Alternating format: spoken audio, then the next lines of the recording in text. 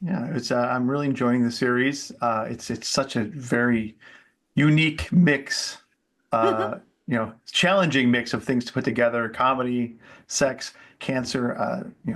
So it's really amazing to see it come together and to hit on so many different levels, making you laugh, and giving you all the feels. It's really a very personal story, and it feels that way. It feels like diving into someone's life. So. Um,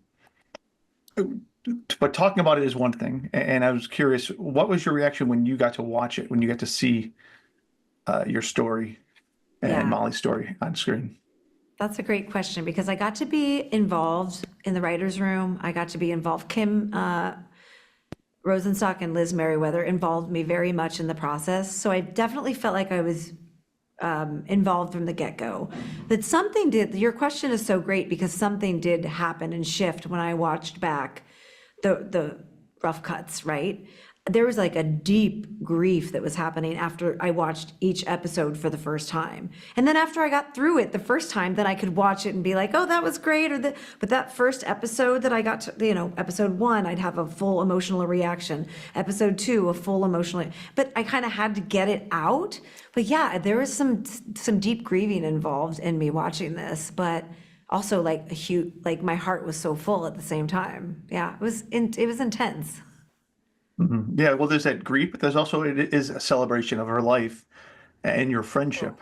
Yeah, so So, much so. Yeah, I mean, how what a beautiful like legacy to leave behind that I get to do this with my best friend, make a beautiful podcast, and then Michelle Williams and Jenny Slate are playing us. Like it's just the ripple effect of all of this is kind of mind blowing. So yeah, it's even though the grief was there, there was tons of celebration. Yeah.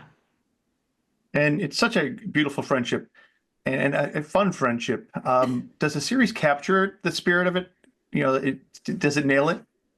100%. It was the thing I was the most proud of because Kim and Liz took some liberties with little things here and there. But at the end of the day, I always said, like, when I watched the scenes and when I was on set, it felt like it was me and Molly. It just felt like us. Even the little things in scenes that you may not really notice or pay attention to, but the mannerisms, or there's a scene when, Jenny's holding or Molly's holding Jenny's boob and says your boob feels like a warm cup of tea. It's so comforting. Like that's all based off of real things that I loved that Kim and Liz plucked from real life that maybe other showrunners would be like, eh. But those were the nuanced things that really felt like Molly and I were honored in this process. But 100%, I'm surprised I feel that way because it's my life, but I feel it does a really great job. And you're sharing your story, and it's. I mean, you have with the podcast. So, what have the reactions been to that? To putting it out there, because it does hit on not just one. It hits on many different levels. Like I said, friendship, her cancer, the sexual Yeah. aspects of it. So, what has been the reaction to fans and listeners? Um, Honestly, like I have to say, I was expecting some hate, right? Just because people hate on things, and that's just part of the deal. But I got hundreds and hundreds of messages from men, women, everyone. I was kind of blown away of the reach that this story had and how it reached people. People were letting me know about their own cancer journeys. People were telling me about their sexual relationships and how they're feeling confined and don't know what to do, or they're leaving a marriage as well. And then I had one guy who was a truck driver and was listening like on accident while I was on his truck route. And he's like, I pulled over and I called my mom, and I haven't spoken to my mom in 10 years. But hearing Molly's mom and their connection through the podcast, like, I was like, well, what am I waiting for? And he pulled over and he called his mom. And I was like, I couldn't believe the reach that it had and how it affected, like you said, different people for different reasons, because there's so many different themes in this story.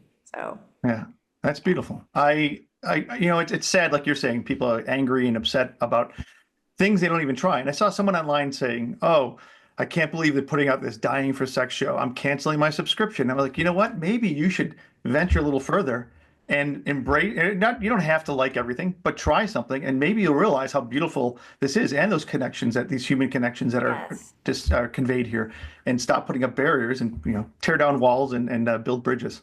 I hear you on that one. And also, like, don't judge a book, also don't judge a book by its cover. I feel like dying for sex in your mind can be a certain thing, but maybe dig a little deeper and just maybe watch a couple episodes and you realize it's not just about sex. It's about a deep yearning to fall in love with yourself. So maybe that person should try that. Nah. Yeah, it'd be nice. It'd be nice if people love themselves and then they can maybe love others as well. But Yeah, there's an idea. let's strive for something that seems like it should be the norm. Hey, Oh, listen, well. it's not for everybody, and that's fine. Yeah. Like, not everybody needs to like me. I just got to the point where I could say that and actually mean it. But not everybody needs to like me, not everybody needs to like the story, but I do think there are some human truths in this story that are so deep and delicious that I think everybody should at least try to watch it. Well, I'm enjoying your story, and I like you. So thank you so much. Thanks for Have a taking great the day. time. Yeah, you too. Thank you.